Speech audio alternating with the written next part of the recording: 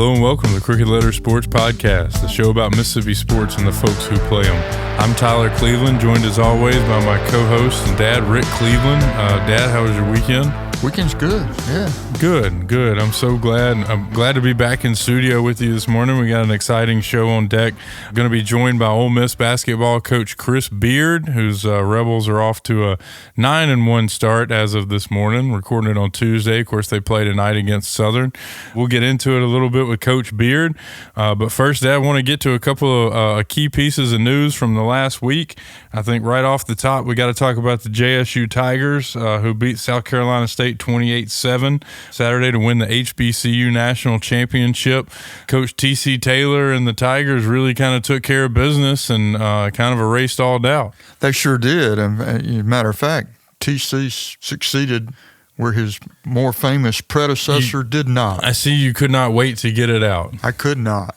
I know. I felt the same way. I was thinking about that the whole time. I'm watching, I see like Javancy Jones on the sidelines, coaching defense, and a couple of homegrown guys kind of succeeded where the famous Deion Sanders could not. Do you know what impresses me about the Tigers, and I've watched them 2 or 3 times during the year, is they're so fundamentally good. I mean, they're sound. Yeah, and I mean, what was so crazy is, 2 years in a row, they get to this point and couldn't win the game, and that was with 2 of the very best players in college football, including one who won the Heisman Trophy. Certainly 2 of the top 6 or 7 players in college football. Yes. And without that, went on and win the game. An incredible accomplishment. So happy for the Tigers. What was the thing that stood out to you watching the game? Again, it was just, to me, that it wasn't anything fancy. It didn't seem like a great talent advantage. They just outplayed them. They just soundly defeated them, and it was just kind of good old-fashioned football. Yeah, well, TC's got them rolling over there. We got to get him on this show. We've got to he's kind of carrying the banner right now in the SWAC, and it's really cool to see. In other news, very quickly, Dad, the Southern Miss made it official with Charles Huff, and has since announced they're going to hire Blake Anderson as their offensive coordinator. Obviously, kind of returned to the Fedora era offense under Anderson. Any thoughts initially outside of what we talked about last week? No, I just think I can't remember anything like this in college football where the cellar-dwelling team in a league hires away the conference championship coach. Yeah. Sad situation at Marshall, by the way, with all the players entering the portal and them opting out of the bowl game. I just hate, that would have been a pretty good bowl game. Army, Marshall, it would have been. And now Louisiana Tech with a 5-7 record. That's just one facet of all that's wrong with college football right now. I agree. Hate to see it for the Thundering Herd, but glad Southern Miss has got their guy. Dad, the Saints lost a wild one to the Commanders on Sunday. Scored as time expired, went for 2, could not convert. Did you like the call to go for it? I did. I was happened to be on the road and listening to the radio, and Deuce McAllister, our buddy that does the commentary, was saying, you got to go for 2. And the play-by-play guy was saying, well, I'd kick it. I would have gone for 2. Yeah. Oh, I would too. Because, look. What are you going to lose? Right. The Saints are not, even if they do get into the playoffs, they're not going to beat anybody. So I'm fine with it. I thought, as you pointed out after the game, it was entertaining as hell, and it didn't hurt their draft stock. That's right. The only question I have is why Spencer Rattler didn't start the game. Yeah, he's clearly better than Haener. Yeah, there ain't no doubt. Haener kept taking the snap and dropping 9 steps, and it was, immediately looking for rushers. And my girlfriend was at the game, and she said, why is he doing this? And I said, well, that's exactly what I would do.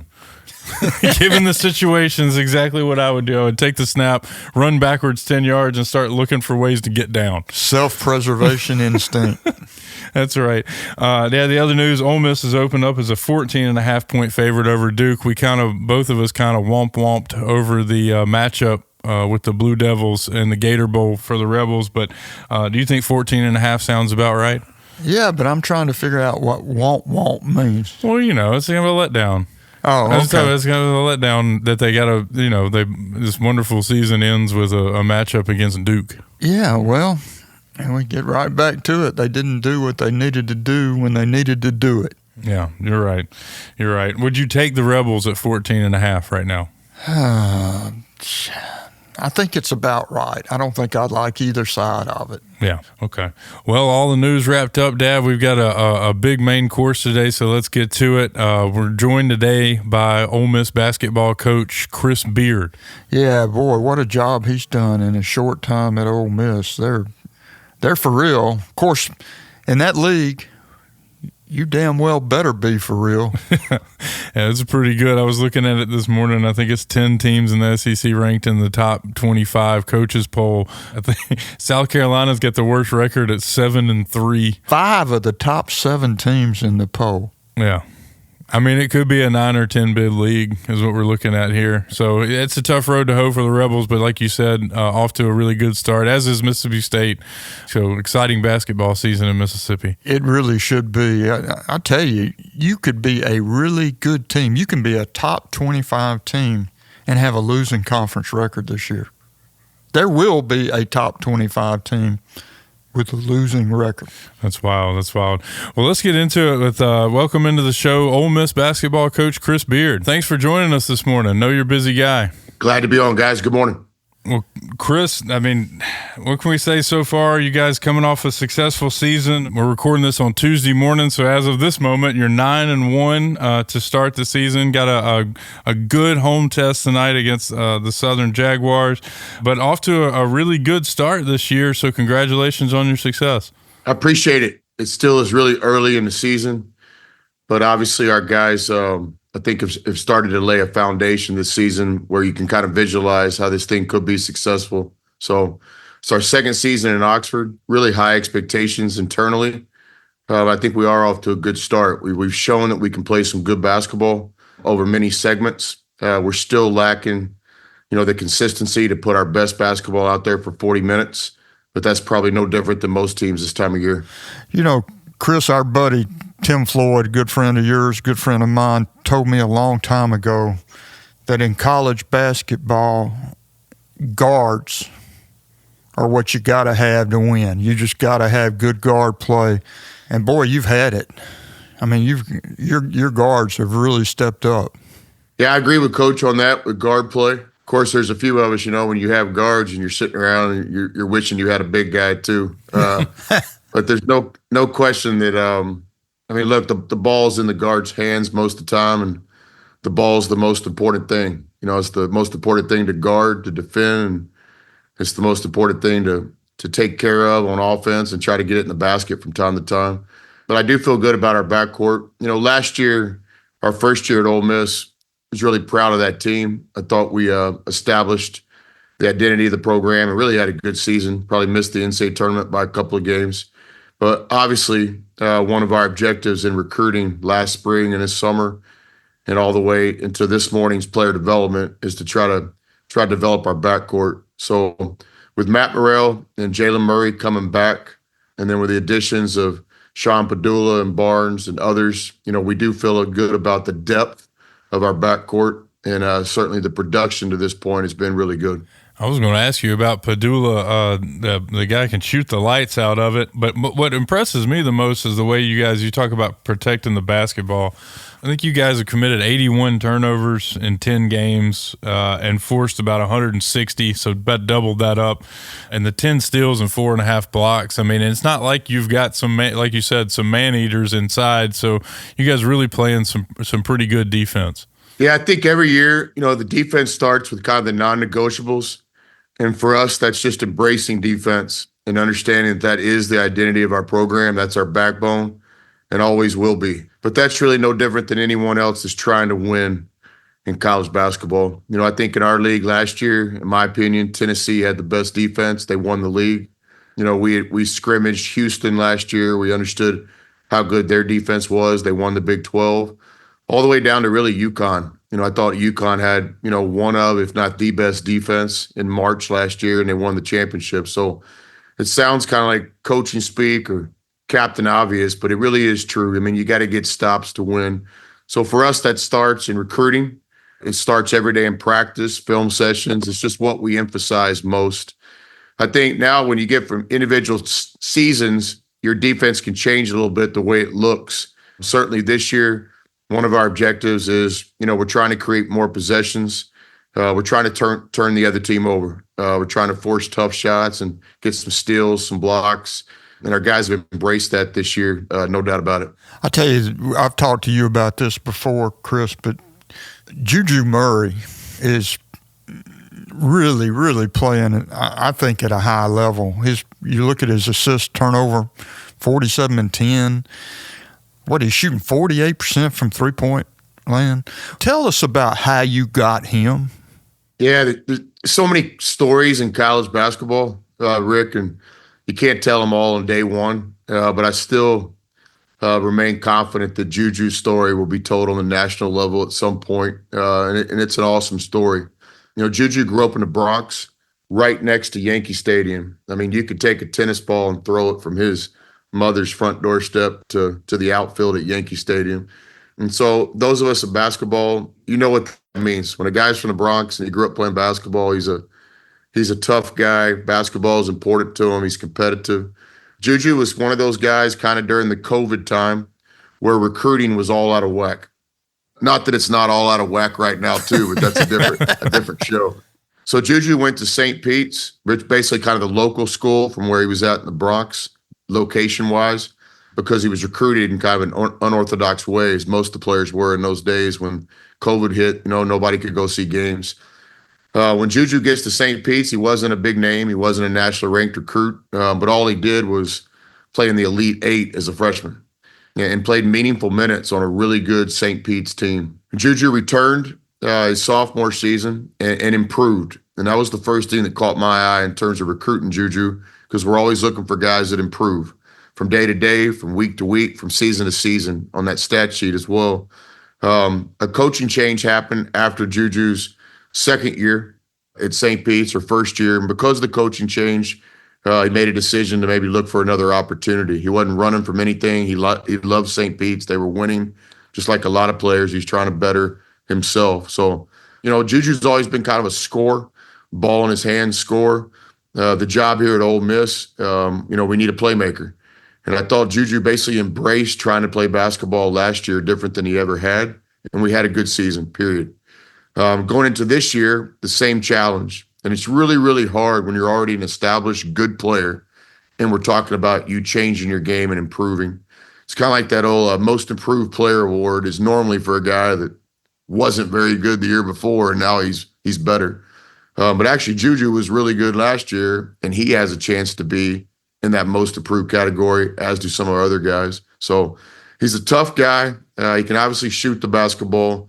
The thing I love about him most is, though, he has a daily willingness to take coaching and to try to change. He's not perfect, nor am I, but he really is a guy that wakes up every day trying to be the best version of himself. What is it? And this is another thing that Tim Floyd and I talked about over the years is not only he says the guard play is the most important thing you got to have, but he says you got to get city guards. What is it about guys from Philadelphia, New York, Detroit, those guys? What makes them so good? Yeah, Coach Floyd, he'll tell you some things from time to time, and I always listen, but sometimes I scratch my head a little bit. Yeah. But his theory on this is documented. He spent the time and effort to go back and look at this. So he's got some crazy stats in terms of championship teams in college basketball, NCAA tournament. When you get to that second weekend, you're in the Sweet 16. But no, there's an undeniable kind of, story there that a lot of the best teams in the country have guards that grew up in urban areas, big cities. Makes a lot of sense when you think about it on the surface, competition in the bigger cities and on the circuit in the summer playing grassroots basketball. But that's an interesting thing. And, I listened to him tell me that a few times and I started going back and checking it. Not that I didn't believe him, but I became kind of obsessed with that too. Thinking back, we've had some good ones too. Chris Jones is probably the best point guard pound for pound I've ever coached. He was from Dallas, Texas, a big city. Certainly Keenan Evans, maybe the best guard I've ever coached, was from Dallas. And we've been fortunate to have some New York City guys as well, some Philadelphia guys. And maybe Juju's the next in line. He's from the Bronx. Now, I would tell you Padula is from a small town outside Oklahoma City. And in my mind, that must be a big city too, because he's a pretty damn good player as well. Well, Coach, let's talk about this league. Speaking of damn good players, this morning I checked it. The SEC's got 10 teams ranked in the coaches poll. I think every team in the league has a winning record. Looks like it could be a 9 or maybe even 10 bid league. I mean, it's tough sledding in the league this year. Yeah, I think first of all, it's I don't think I've ever told anybody this, but it's kind of the story of my life. I don't know if that's good news or bad news, but it seems like every league we've ever coached in, people are talking about, man, is this the best this conference has ever been? For me, it started way back in the Jayhawk Conference when I was a junior college coach, my first head coaching job. And the Jayhawk had a historic tradition in basketball. And the year we were in it, it was crazy. There was NBA players in the league. Reggie Evans was at Coffeyville playing for Jay Herkelman, one of the best coaches I've ever faced, period. Gennaro Pargo was at Neosho. He ended up playing in the NBA for at least 2 or 3 contracts, maybe 10, 15 years. And then our team was very good. We had some pros on our team as well. So then the next year we go to the Bi-State Conference in Oklahoma. Doc Sadler is coaching over at West Stark, and he's got big-time players. And I know no different. Then I get to this conference called the Big 12, and every night it was Bill Self or Lon Kruger, Bob Huggins. And so this year in the SEC, I would agree. All the leagues kind of say we are the best league. You go to the press conference, the preseason media days, and the conference commissioners hand you some notes, and your SIDs hand you some notes. Hey, our league's as good as ever. But this year, no one needs the notes. You just turn the TV on at night, and there's Vanderbilt beating TCU in Fort Worth, and hey, there's Missouri beating Kansas. Kansas is pretty good, and the league, it's just stupid right now. And I'm not talking about stat sheet or even records. I'm talking about I've seen everybody in the league play now several times. And it's not just the eye test. It's going to be a lot of fun competing in this league. I really believe that too. It's daunting to think about it. I really don't think about it. I'm going to go one game at a time, because if you go any other way than that, man, your mind can start playing tricks on you. It's hard to imagine, hey, which one of these games are we going to win? But no, the league is dynamic. I would tell you one thing about SEC basketball too. I don't know the commissioner that well, but it's obvious to me that there's been a commitment to basketball here. I remember the league just a few years ago when AK was coaching here at Ole Miss. He's a friend of mine. AK had some crazy seasons, 20 wins, double-digit SEC wins, just, seasons that in normal years in the Big 12 would give you a 4 or 5 seed. But some of those were NIT teams for AK. And so that's the history of the SEC. It was just a 2-3 bid league just a few years ago. Mm-hmm. Now you're looking at it and it's dynamic. And I think obviously the players and the coaches deserve a lot of the credit. But I think the commissioner has made a commitment.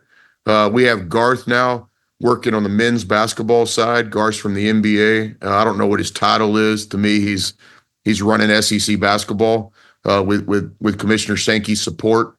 But there's leadership now. There's commitment at the highest level. And I think we're all seeing it. It's a dynamic league. I think the national champion will come from the SEC this year. It's my prediction. 5 of the top 7 teams in the AP poll, 5 of the top 7 SEC teams. The Big 12 wasn't that good. It was pretty good, but it wasn't that good. At this point right here, it's undeniable. Really every team in the league should be a top 25 team on paper. But those guys that vote on it, the coaches poll, the AP, you only got 25 slots, so I get it. Our team's interesting to look at. We, there's 2 sides of the coin. We've got 1 loss to a really good Purdue team. 2 points. That game was down to the last possession on the buzzer. If that game goes the other way, then we're sitting here undefeated right now, and I don't know where we would be ranked, but we'd be ranked somewhere really high if we were one of the only 2 or 3 teams in the country right now, BCS, that was undefeated. Now, on the other side of the coin, this thing could have gone the other way too, because we've been in one possession game. So it's whatever way you look at it. But I choose to look at it in a positive, optimistic way. We have an opportunity to compete this year at Ole Miss. Maybe our margin for error is not as big as the next guy, but I believe there's a way for us to win every game on our schedule if we play Ole Miss basketball. Yeah. You mentioned the support and investment in basketball. Ole Miss has certainly done that, not only with your hiring, but, the pavilion's a couple years old now, but, a state-of-the-art facility. You guys are averaging over 6,500 fans over your first 5 home games. It's an exciting time kind of to be a Rebel, isn't it? Absolutely. That's what really attracted me to the job in the big picture. I don't have the best vocabulary, but it's just there's a lot of momentum on campus right now. It's a hot time. I need a better word than hot, but you can feel it. What Lane Kiffin's done in football is real. It's been sustained.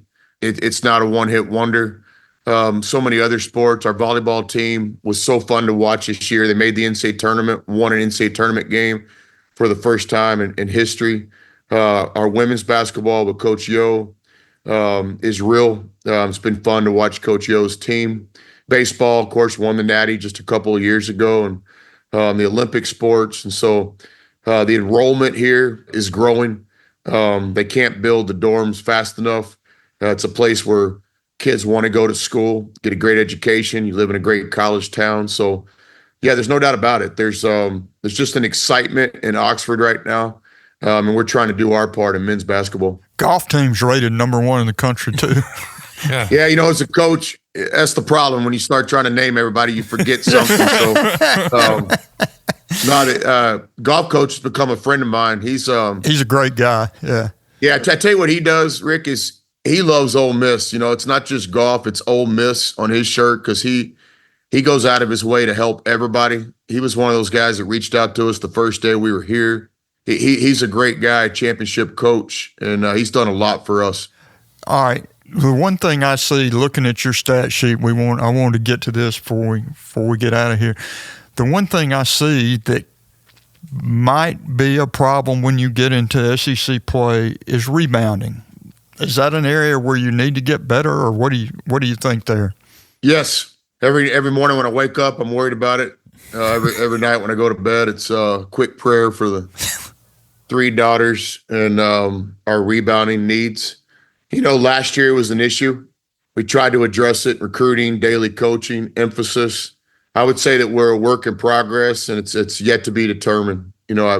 I've seen our team really compete on the boards, but I've also saw some pretty scary moments. I know this about our team: we don't have a guy that's going to go out there and get 16 rebounds a game. We have to rebound by committee. We have to block out and fight and scrap. We have to tip balls when we can't get 2 hands on them. Our guards have to rebound down. We have to embrace physicality a lot better. Certainly in this league, Tennessee, Auburn, A&M, there's so many teams in our league that this is their identity, period. It's just how they try to win the game. To me, it is the game within the game in the SEC. You out-rebound your opponent, victory is going to favor you. So for us, it's just, it's to me, it's discipline too. I tell the guys all the time, before we start our daily rebound drills, hey, do I need to stop here and teach you how to rebound again, how to block out, how to be physical? Or is this just a matter of doing what you guys know to do? I have no better example. It's just like when the girls were young. Margot knew how to make a bed when she was 4 years old, but the bed didn't get made every day. Was it because Margot couldn't make the bed? No, she could make it. Was it because Margot forgot how to make the bed? No, she knew. It was discipline.